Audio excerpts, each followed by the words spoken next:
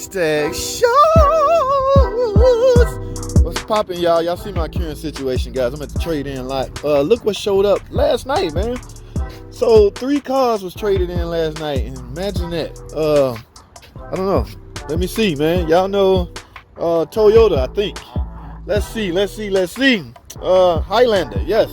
Toyota Highlander. This look like a little Nissan Altima. Why they traded in? I don't know. I can imagine they wanted a bigger car.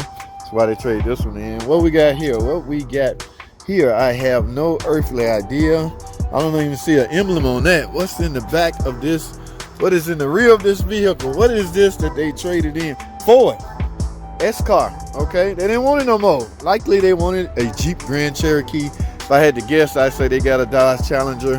Okay, if I had to guess on that one, I would say they got a Durango. Yes, that's right, guys. SUV. Hashtag short.